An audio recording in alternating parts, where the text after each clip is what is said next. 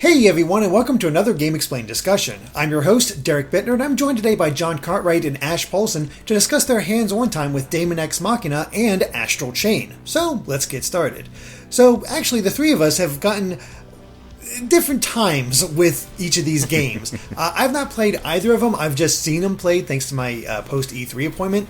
But John actually got to go hands-on with Daemon X Machina, while Ash got to go hands-on with Astral Chain. So we're just kind of combining all of this into one. John, why don't we start with Daemon X Machina? Is this game looking interesting? Hard question. So this is probably my least anticipated game of the year from Nintendo. But then I got hands-on with it, and it was better than I expected, but I still can't say it's like my most anticipated release. But yeah, this game had an eShop demo back at E3, I believe, or maybe a bit before that. And there was a lot of criticism, and they took that criticism on board with the road to release. And they've actually changed quite a bit now. So the biggest new addition, I think, is gyro controls. And using gyro with this game just feels so smooth and precise. And it's kind of shocking the game didn't have it in the first place. But if you don't know what Daemon X Machina is, it is basically a mech game where you fly around, you can also be grounded, and you basically just shoot a bunch of things.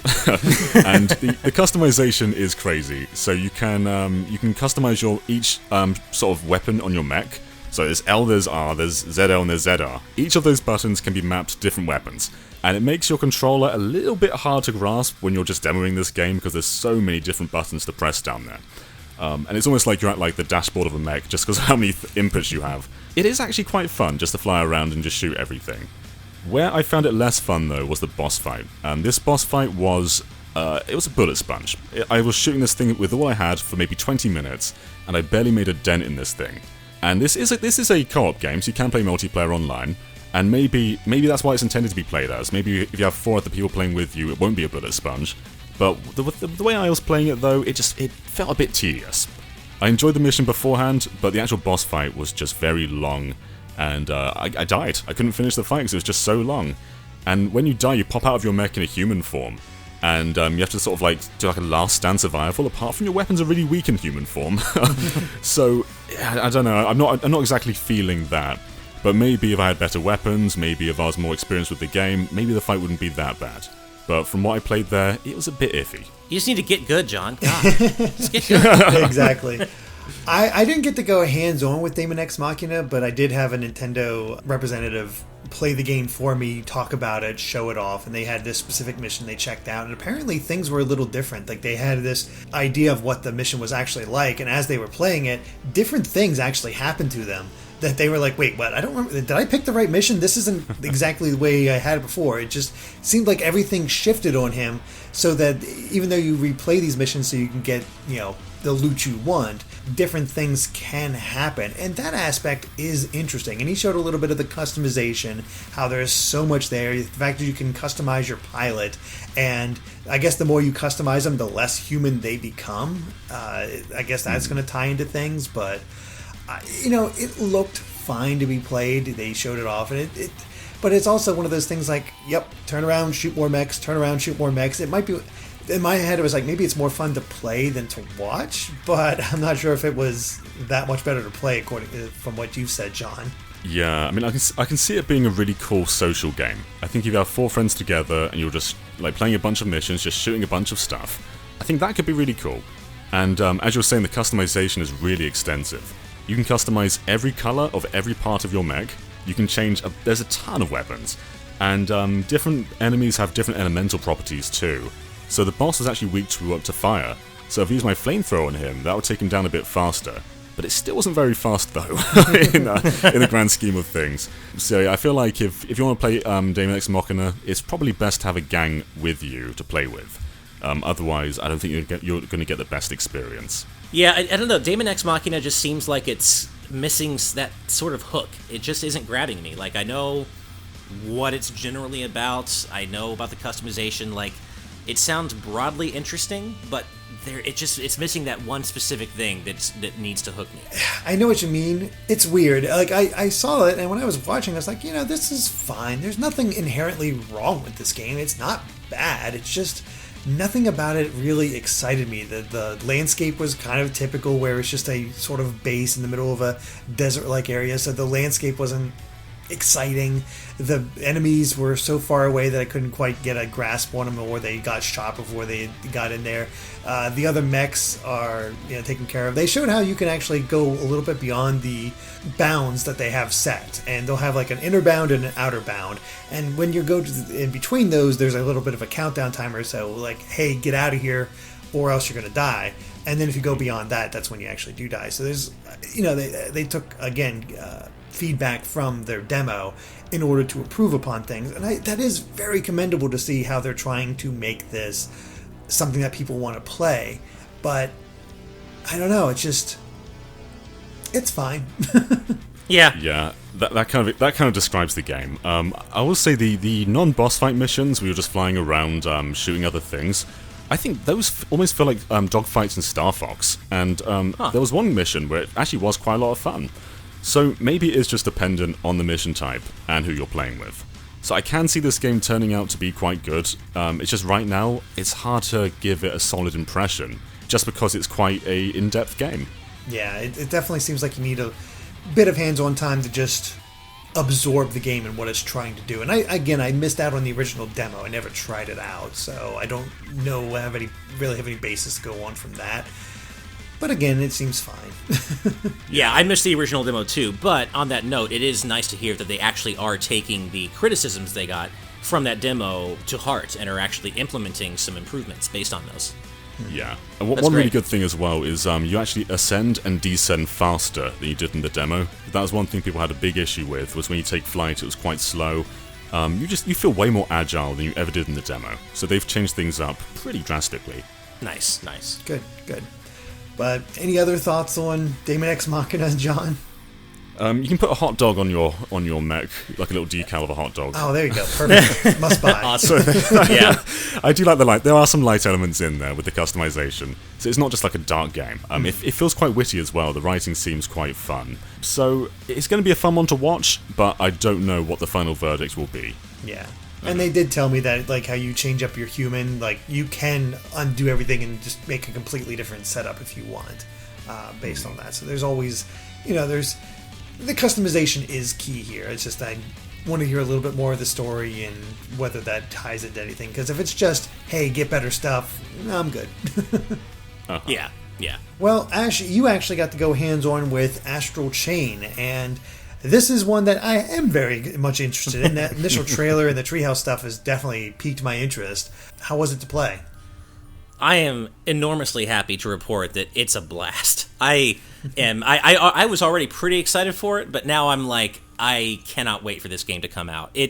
It's Platinum. I mean, it's a Platinum Games action game, as you might imagine. It's fast, it's frenetic, it's over the top, but it is so fun to play, and it is rooted in I don't want to say simplicity, but it is rooted in accessibility, such that the combat is multi-layered quite a bit, and it can get really overwhelming, but they do introduce it to you one layer at a time, or at least it was introduced to me, in my demo, one layer at a time, which is nice. And so it literally, the base for all of it is that you basically have a 6-button combo that will work no matter what weapon you have equipped. It's a 6-button combo, and then you get like a little blue flash of light that signifies your combo ender.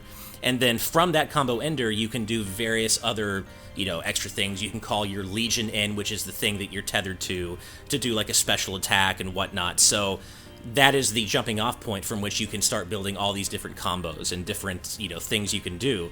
But then you'll also learn to do things that will get you to that flashing blue move faster. So you can actually skip some of the middle moves of your combo and go straight to the finisher, and then do even more cool stuff because you've gotten to that finishing point early to get, to then branch out into all these different combos and different special moves. And so it is very Platinum in the sense that there's a lot going on in combat.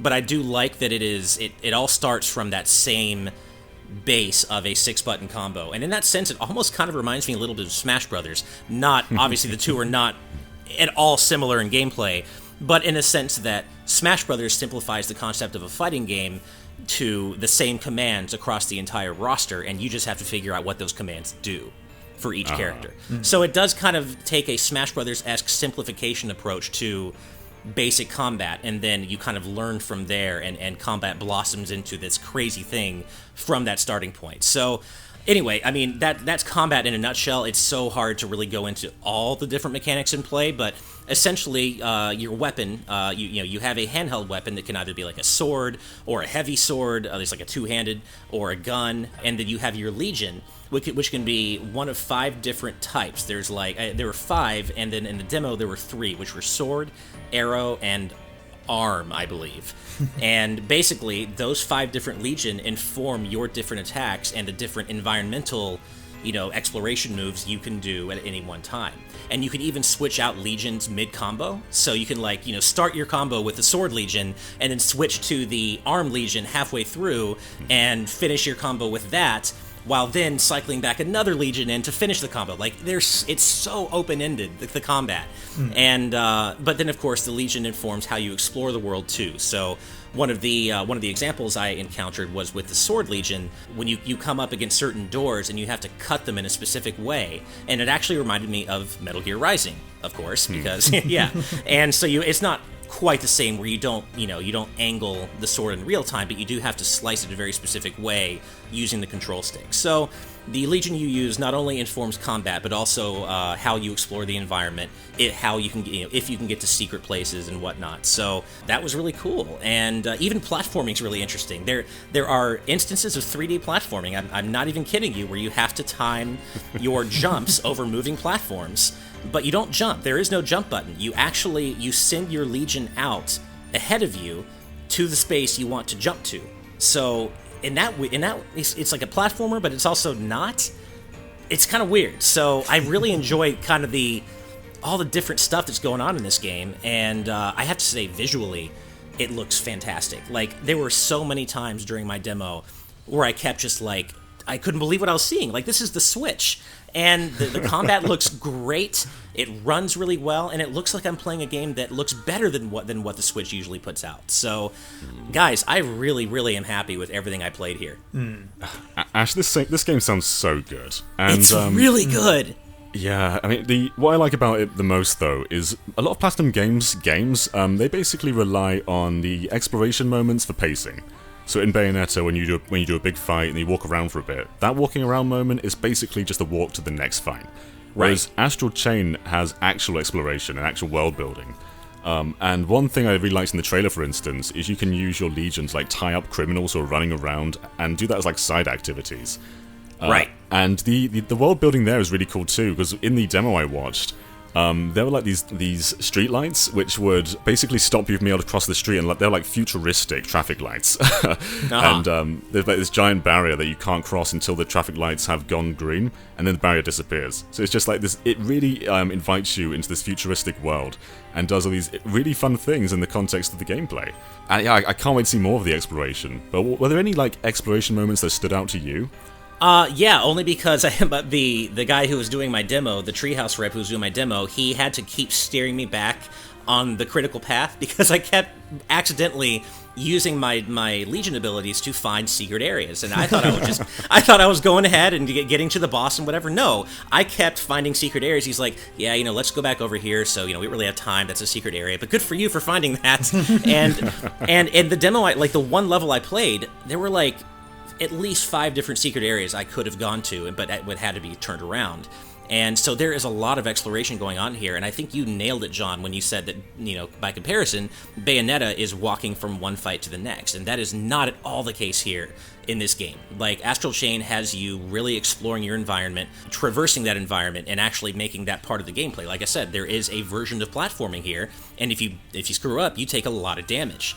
So it is on you. It isn't just an automatic, oh yeah, just get to the next fight. You are working to get to the next, area of combat. And so yeah, as part of that, there are all these secret areas you can explore that reward you with items and treasures. And so in that sense, it's less like a Platinum Games action game and more like a thing they don't often do, which is a 3D action adventure game almost. but with platinum style combat. And I have to say, the boss fight, it's funny because you were talking. I was thinking about the boss fight I played in Astral Chain while you were talking about the one you played in Daemon X Machina, and I'm like, man, my experience could not have been more opposite. Like, it was a traditionally bombastic, over the top boss fight where it's basically the boss is called Cerberus, so it's a 3-headed hell dog basically. In typical Platinum game style, you go in thinking, okay, this is this big, crazy boss I'm going to fight. No, that's just what you're eventually going to fight. First, he sends his underlings at you, and you have to fight like 5 smaller hell beasts just to get him to, start actually fighting you himself. And that's, to me, is when the combat really opened up. Like, I felt like I had so many different options for dealing with the boss at any one moment. And I think one of my favorite things that this game borrows from Bayonetta is the idea of witch time, because it's the same thing. If you dodge an attack at the very last second, time slows down and you can get extra hits in on the enemy that you just dodged, and it is the most rewarding feeling to see this, to see a giant boss charging up like this crazy laser or shockwave attack, and you just know it's coming and you avoid it and everything slows down and you just counter with your own, just unleash everything. It's such a good feeling, guys, and it nails it. It feels like it takes all the best parts of Bayonetta's combat and marries that with genuine exploration and exploring the world and some light platforming. And if I have a complaint, it's that it is a little overwhelming, like Platinum Games combat can typically be. So until you start really learning the ins and outs, you're probably going to feel a little frozen, like a little deer in the headlights, like, oh my god, which button does what? There's so many options. What should I be doing?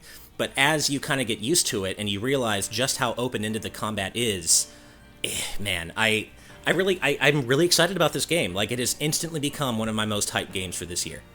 Yeah, that's awesome. I did get to see it played once again, kind of like Daemon X Machina. I didn't get to play it myself, but I did watch it played, and it was basically the same section they showed off during the treehouse, where they had a little bit of a side mission, then they showed off a little bit of the combat thanks to that, and was demonstrating things, and then they showed me the different weapons and whatnot. But the one question I had from that they weren't, I think they were playing a little coy with me, was how open world is this? Because there's a lot of city to explore when you're going around doing those patrols and you have those side quests pop up. Did they indicate that to you? No, the portion of the demo I played didn't even have any hint of anything that's like open world style. I didn't get much time to explore the city. Basically, my demo was, okay, you're starting in the city, you need to go to this crime scene, check out the evidence, and then you're going to go straight to this mission. So I was kind of handheld. I didn't get to explore very much. Mm-hmm. But I very much got the sense that this would not necessarily stress any open world type gameplay. Like, yes, there might be a big city to explore, but the mission I played very specifically, I think, was mission 3, and it was a linear path with splintered optional paths to go, as I said, hidden areas to go find stuff. But it was overall a very linear mission. So it seems to have like hubs with branching bits in order to actually do those missions. That'd be my guess. So you can do all the side quest stuff in order to do those hubs, because, yeah, as you said, with exploration, it's cool to actually have side quests that you can do and talk to people and get a breath of this city and, yeah, do all that. Yeah, it's funny. Like, of all games, I'm thinking of something maybe like Station Square from Sonic Adventure, where you do have this, obviously much bigger than that, but a hub that takes you to various missions. But the hub itself has side quests and its own things to discover. But I did not get an open world vibe from this, and thankfully, or personally, I'm glad, because I'm kind of tired of open world stuff. So I'm glad that this seems to be more of a focused 3D action adventure game with, a lot to explore, but not too much. I'm not sure if you got a chance to use the bow and arrow outside, like not sure what kind of weapon that was, but does it have gyro? It does. So nice. I didn't use it that much. It was actually the one that I found to be the least useful, at least for my own play style.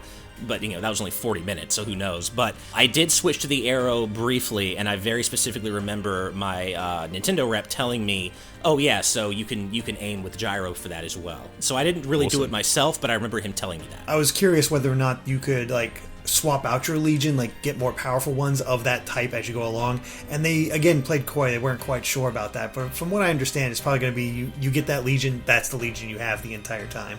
You don't really upgrade them as far as like, here's a different kind of Legion that works as the sword type of thing. It's not like a Pokemon, for example. No, so basically the 5 Legion you get are the ones that stay with you through the whole game. However, they do gain experience, and you can teach them new moves, you can level up those moves.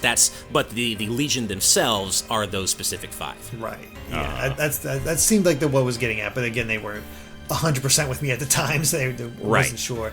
And yeah, it's a baton that you have rather than a sword. So it's baton, large sword, right, okay, gun. baton, yeah, Right. exactly. Yeah. One thing I noticed in my demo was right at the bottom of the screen, I think down on the D-pad, had a camera icon. And I asked what it was, and they told me it was going to be a photo mode.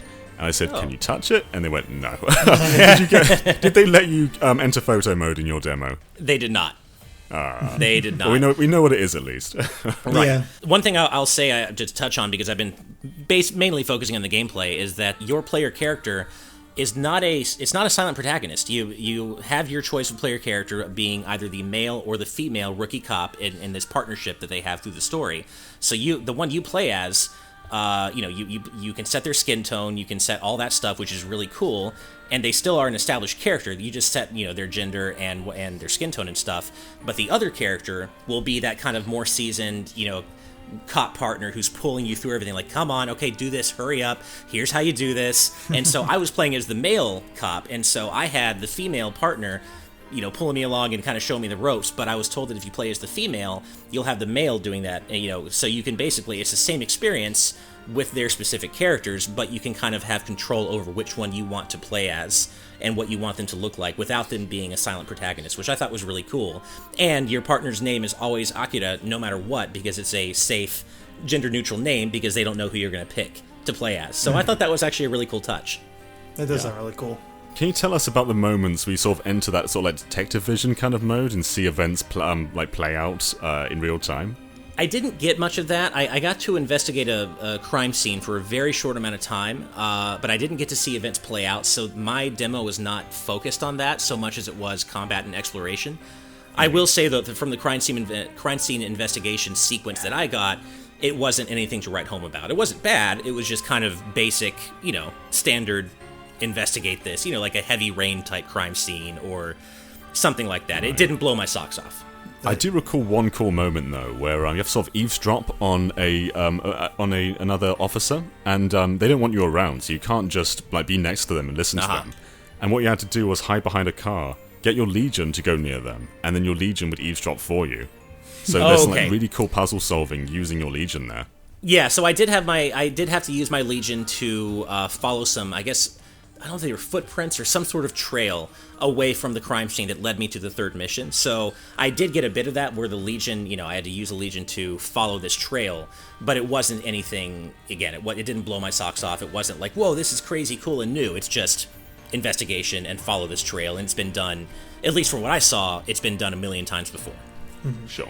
Yeah. But these are all examples of just how many elements are in Astral Chain. Like this isn't just a combat game. There's exploration, there's puzzle solving, there's platforming. Yeah, it sounds like the most varied game Platinum's ever done. And it really seems to nail it on all fronts, at least so far. And I also want to mention that the voice acting was really good. I got to hear all the voice acting in my mission, all the NPCs, main characters. This isn't like low budge, basic anime style voice acting. They really put some work into this, and it's genuinely good English voice acting. And there was one part I really liked because you're trying to repair a drone, and this drone is talking to you, and it has quite a sense of humor and is very endearing, and it actually reminded me of the drones in Nier Automata, and anything that reminds me of Nier Automata is automatically a good thing. So they're nailing things on that front too. Nice. How was the music? Like, could you hear it in your environment, or was it a bit quiet? It was I could hear it, but it wasn't necessarily, it didn't stand out to me as being especially noteworthy. It wasn't bad, but I would say the most of the music I remember is during combat, which of course is Platinum Games' typical, shredding guitars and crazy, wailing guitars and metal, but it works for that game. And of course when I fought that boss, the music just kicked in, and it was this hardcore like metalish, and it's like it makes you want to fight a giant three-headed hell beast. So it works in that sense, and that does the job. Exactly. But I will say that between the combat, I wouldn't say that I had too much of an opinion on the music. It was very much in the background, and you guys know that's something I pay attention to. Makes sense. Yeah. Well, any other thoughts on Astral Chain before we wrap this up? Just to repeat in general, I am really happy with what I played of this game, you guys, and I think that people who are excited about this game already should have every reason to stay excited based on what I've played. Awesome. All right. Well, I think that covers it for our Daemon X Machina and Astral Chain discussion. So thank you for watching, and if you like this video, be sure to like us on Facebook and Twitter at GameXplain. And of course, make sure to subscribe to GameXplain for more on the Switch and other things gaming as well. Until next time, bye.